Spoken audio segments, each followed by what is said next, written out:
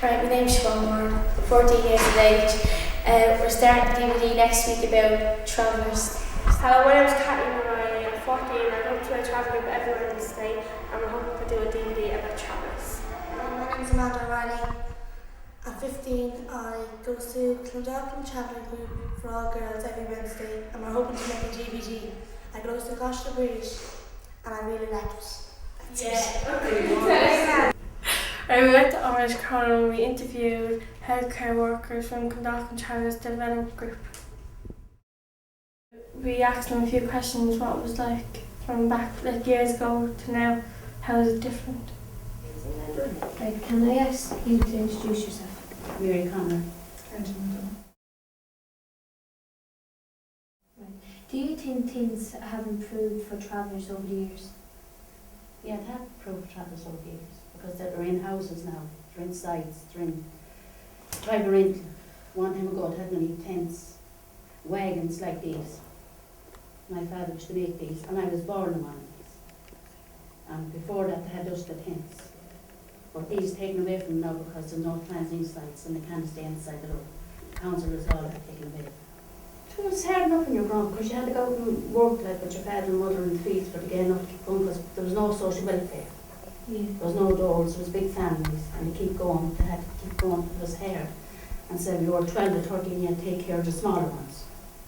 And they were working or doing things and you had your shores and leaving water, sticks and things like that. Yeah. But the times was better at the time. They were harder, but they were better. People was more happy. They have everything they want today and they're not happy. Yeah.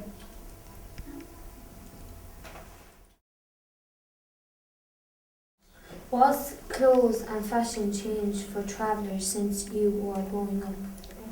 Big time. Big time. Years ago we wouldn't be allowed to wear short skirts or travellers wouldn't be allowed to wear trousers or anything like that. Our makeup. Yeah. Makeup, couldn't wear makeup. We weren't allowed to go to discos. The kids didn't mention the No, word we didn't disco. even mention the word. We'd be Well, lucky. we knew what disco was that time. We'd be lucky if we went up the road for a bucket of water in our own. Might go to a Was it disco. somebody with us, yeah?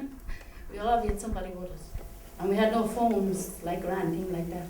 The phone we had was a letter. You write a letter to your people belong to you if they were gone away, you know, it's the man in back. You write a letter and that was your contact. And you wait for it to come back. And that was your contact. There was no dishwashers, no washing machines, no showers, no baths. You had a big bath outside and you had to go out scrubbing.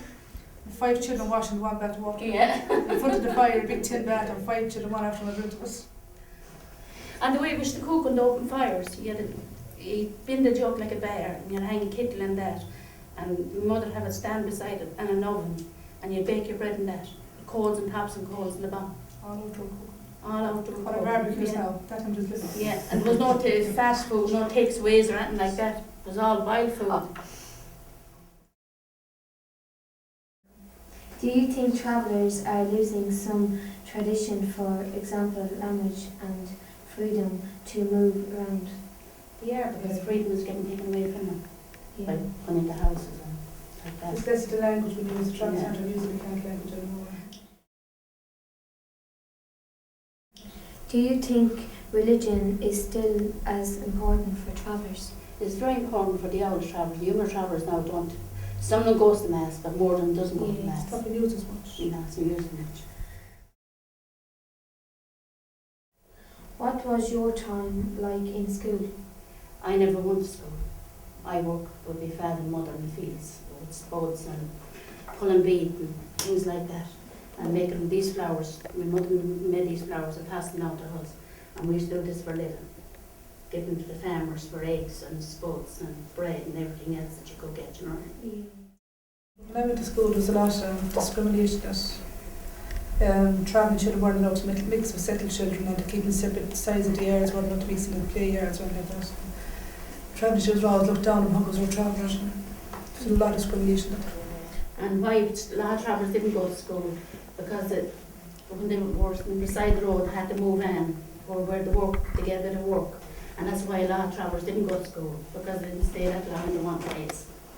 And that's an awful lot why they didn't go to school. And then there was such a thing that had come out, there was people called the Legion of Marys, and they teach you for your confirmation and Holy Communion. And that's how you got it done when you weren't going to school.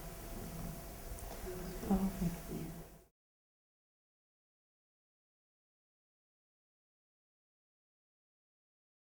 Life for them seemed to be really different when they were growing up.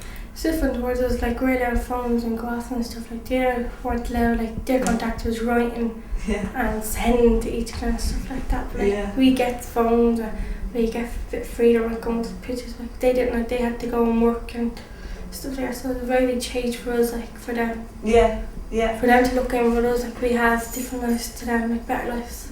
Do you think so? Yeah, because like they had to go make stuff to get a living and stuff like that. We don't.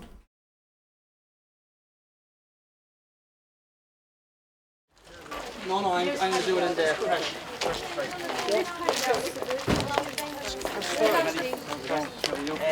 just wait on the system. I'll wait for a second. We went to Pavy Point to interview Bridgie and Paddy Collins, the two youth workers there. We had a few questions for them. How did you get involved in youth work? Well, I suppose for me, growing up as a child, I was a real active person. I was more like a tomboy when I was younger. And when we were doing the groups in Pavy Point, I just all the time was wanting to go to the summer projects and doing the groups, and I was real active in the groups.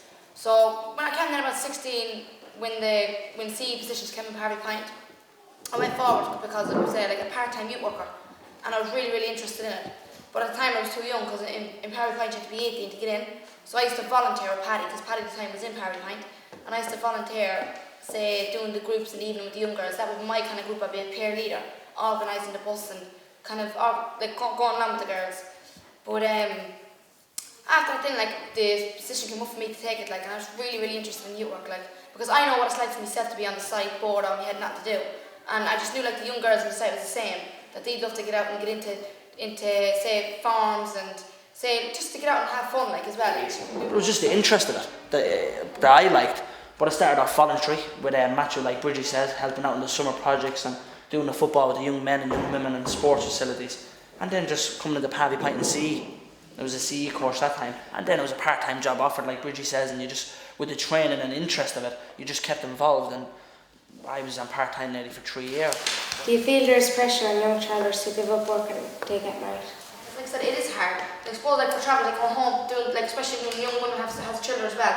But it's just when you're going home, like, and you're gone all day, and there's things you've done, and there's some husband there waiting to come back, and like something the way husband. That's just the role of a young travelling woman. Like when she comes home, she's the place to clean things. That's just the way we were brought up. And for me, that was hard. Like I couldn't stay full time. I said, listen, I'm full time now for the last few weeks, and I'm never in the trailer. I'm constantly gone. It's 5 or 6 o'clock when I get back. But it's still insane that I wouldn't give up my job, and I love what I'm doing. And yet, youth work is the stuff that can be done in the evening, not in the morning. So in lines that I just said, listen, is there any chance of me getting down for part time? She said, no problem. She said, if that's what you want, if you can't hack it, she said, we really need you here. We really enjoy the work you're doing. And I said, listen, I wouldn't give up my job for the word, but I just want a few extra hours. What do you feel is the way forward for a young traveller?